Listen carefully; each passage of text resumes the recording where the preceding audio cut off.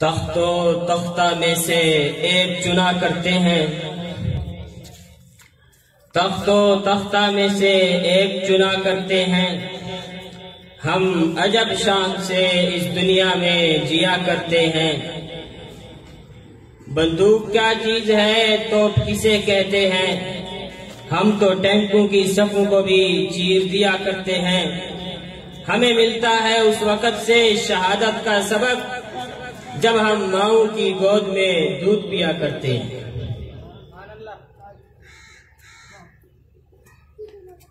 عنوان کی مناسبت سے سیرت النبی کا عنوان ہے، تو دعا ہے کہ خالق کائنات مالک کائنات مجھے حق سچ بولنے کی توفیق عطا فرمائے، اور پھر مجھے اور آپ کو اس پر عمل کرنے کی بھی توفیق عطا فرمائے۔ ہم حضور کی سیرت کے جس پہلو کو دیکھیں، میرے نبی کی سیرت کا ہر پہلو اپنی مثال آپ ہے، ایک اعلیٰ نمونہ رکھتا ہے۔ سیرت کے جس پہلو کو دیکھا جائے، سیرت کے جس پہلو پر گفتگو کی جائے،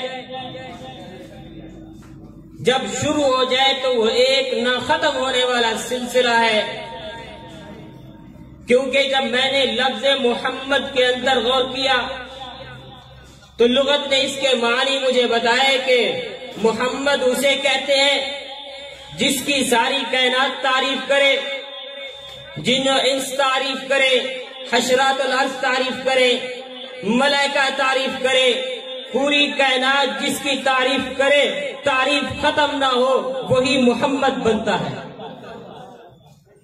میں نبی کی سیرت کے کس پہلو کو دیکھوں؟ میرے نبی کی سیرت کا ایک پہلو تو وہ ہے کہ جس کے بارے میں جناب آمنہ فرماتی ہے، جب سے یہ بچہ میرے پیٹ میں آیا، میں اگر دھوپ پر چلتی ہوں تو ابر رحمت کے بادل میرے سر پہ سایہ کرتے ہیں۔ نبی کی سیرت کا ایک پہلو وہ بھی ہے کہ جس کے بارے میں جناب آمنہ فرماتی ہے کہ میں اگر کنویں پر پانی بھرنے جاتی ہوں تو کنویں کا پانی ابھر کر میرے قدموں کے بوسے لینے آ جاتا ہے۔ نبی کی سیرت کا ایک پہلو وہ بھی ہے کہ جس کے بارے میں جناب آمنہ فرماتی ہیں، جب سے یہ بچہ میرے پیٹ کے اندر آیا ہے، میں اگر رات کو سوتی ہوں مجھے یوں لگتا ہے کہ چاند اور ستارے بھی جھک کر مجھے سلام پیش کرتے ہیں۔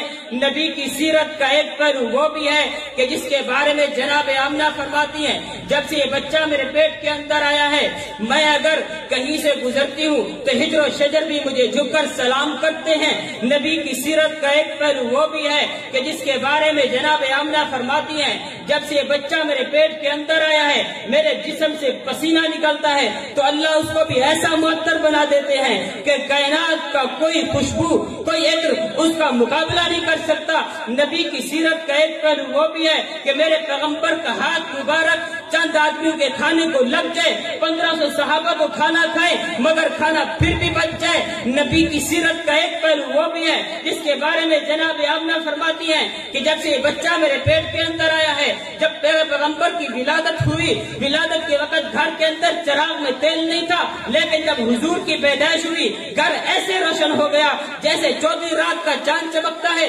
نبی کی سیرت کا ایک پہلو وہ بھی ہے جس کے بارے میں آتا ہے، میرے پیغمبر کا ہاتھ مبارک دودھ کے ایک پیالے کو لگ جائے، 70 صحابہ تو دودھ پیے مگر دودھ پھر بھی بچ جائے۔ نبی کی سیرت کا ایک پہلو وہ بھی ہے کیوں نبی نہیں آیا، کائنات میں اندھیرا تھا، میرا پیغمبر آیا، اندھیرے اجالے بن گئے۔ اور نبی نہیں آیا، کائنات میں ظلمت تھی، میرا پیغمبر آیا، ظلمت نور بن گئی۔ اور نبی نہیں آیا، کائنات میں بے حیائی تھی، میرا پیغمبر آیا تو ایسے حیادار پیدا ہوئے جن سے فرشتے بھی حیا کرتے نظر آئے۔ اور نبی نہیں آیا، کائنات میں ظلم و جبر تھا، میرا پیغمبر آیا تو ایسے عدالت کے پہاڑ کھڑے ہو گئے۔ اور نبی نہیں آیا تو کائنات میں بزدلی تھی، میرا پیغمبر آیا تو ایسے بہادر پیدا ہوئے جو ایک دن میں قلعہ خیبر کے درے کو اکھاڑ کر پھینک گئے۔ اور نبی نہیں آیا تو کائنات میں بلال ایک عام غلام تھا، تو جب میرا پیغمبر آیا وہی بلال چلتا عرب کی گلیوں میں ہے، قدموں کے آہٹ جنت کی حوریں سنتی ہیں۔ نعرہ تکبیر! عظمت محمد مصطفیٰ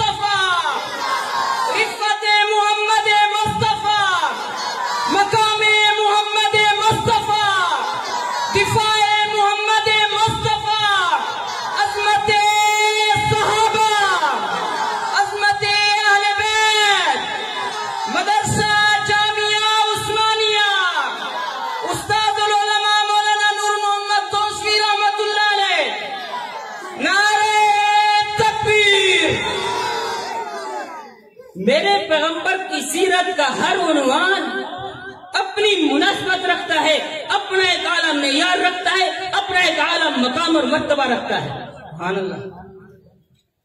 ہم باہر دھوپ میں نکلے، فرش گرم ہو، کہتے ہیں میرے پاؤں جل گئے، فوراً سائے میں نکل جاتے ہیں۔ اگر فرش ٹھنڈا بھی ہو، سورج کی تپش اتنی ہوتی ہے کہ کہتے ہیں کہ تھوڑی دیر آرام کر لو، پھر بعد میں نکل جائیں گے، سایہ ڈھونڈ لیتے ہیں۔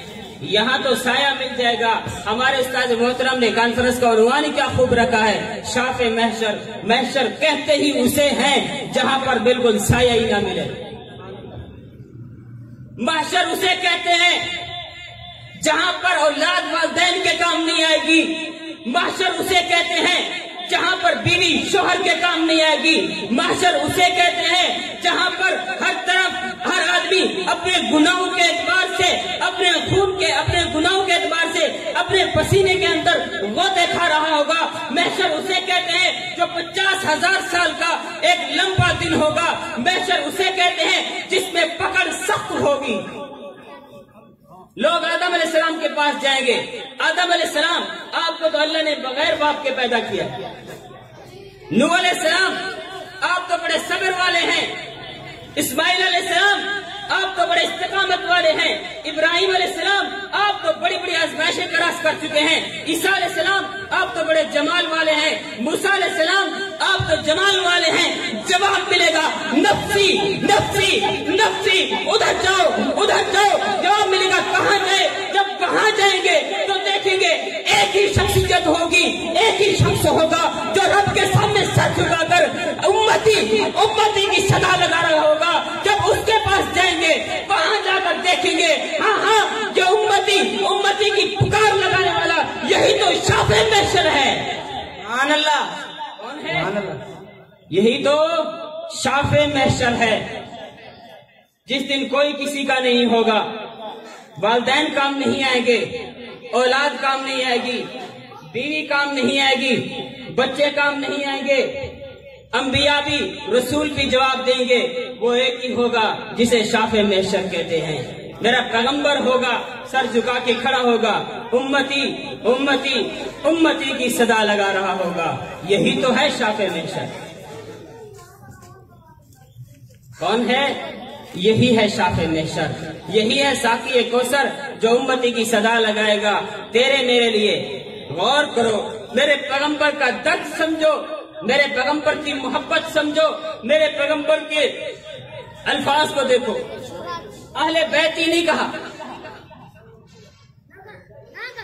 حسن و حسین نہیں کہا، فاطمہ نہیں کہا، ابو بکر نہیں کہا، عمر نہیں کہا، عثمان نہیں کہا، علی نہیں کہا، رقیہ نہیں کہا، زینب نہیں کہا، ام کلثوم نہیں کہا۔ کیوں؟ یہ صحابی ہیں، یہ کتب ہیں، یہ ابدال ہیں، یہ بخشے بخشا ہیں، رضی اللہ عنہم ورضوا عنہ کا ان کو ٹکٹ مل چکا ہے۔ امتی کی صدا لگانے والا پیغمبر تیرے لیے، میرے لیے، گناہگار کے لیے، بدکار کے لیے، خطاکار کے لیے، سیاہکار کے لیے صدا لگا رہا ہے۔ ہم نے بہت کچھ کر دیا، پیغمبر کے حکم کی کتنی نافرمانی کی، لیکن پھر بھی ہمارے لیے جھکا ہوا ہے۔ یہی تو شاف محشر ہے۔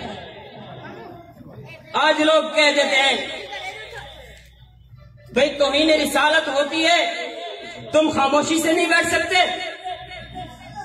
تم آرام سے نہیں بیٹھ سکتے، تم جذبات کے اندر آ جاتے ہو، اپنے جذبات کو کنٹرول نہیں کر سکتے۔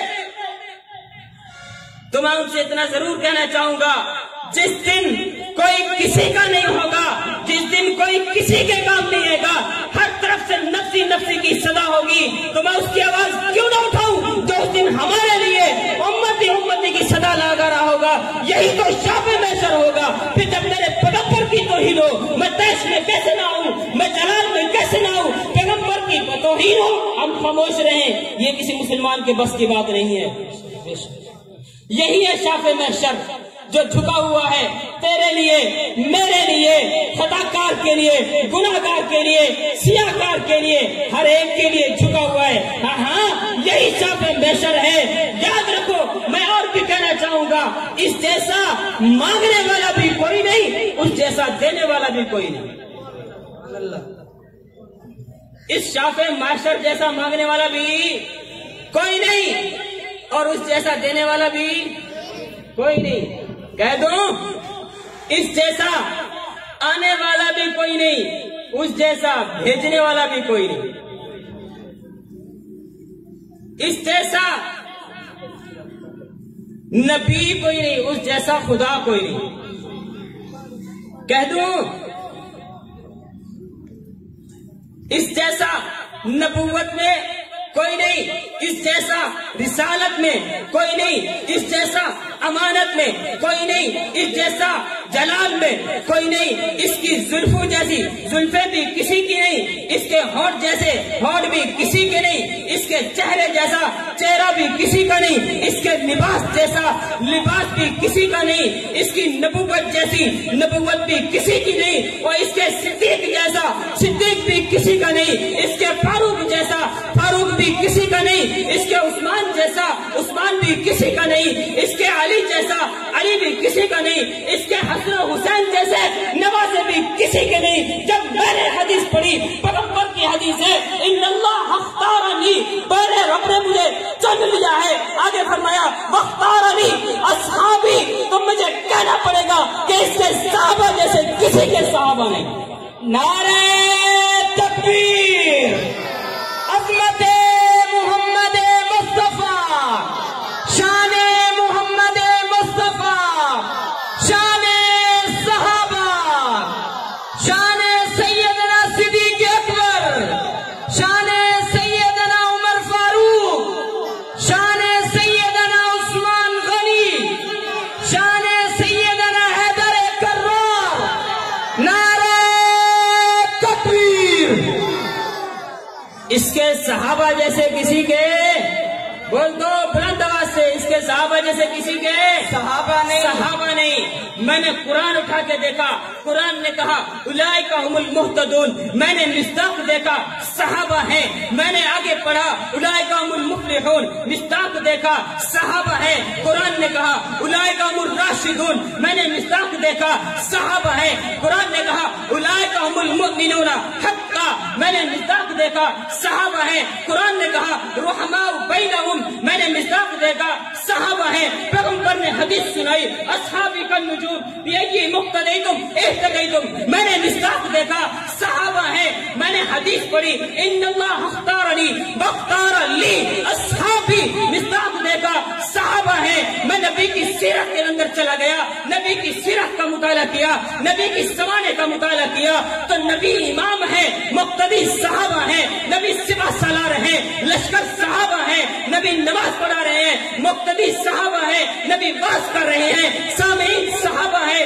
نبی پر جانشان کرنے والے صحابہ ہیں، وحی کو لکھنے والے صحابہ ہیں۔ ہر جگہ پر آگے دیکھا، پیچھے دیکھا، حدیث دیکھی، بخاری دیکھی، ترمذی دیکھی، ابو داؤد دیکھی، نسائی دیکھی، ابن ماجہ دیکھی، پوری حدیث کی کتابیں چھان ماری، ہر جگہ مجھے صحابہ نظر آئے، صحابہ نظر آئے، صحابہ نظر آئے۔ پھر میں کیسے نہ کہوں صحابہ میرے امام ہیں، صحابہ میری جان ہے، صحابہ میری روح ہے، مرتے دم تک صحابہ کا دفاع کروں گا۔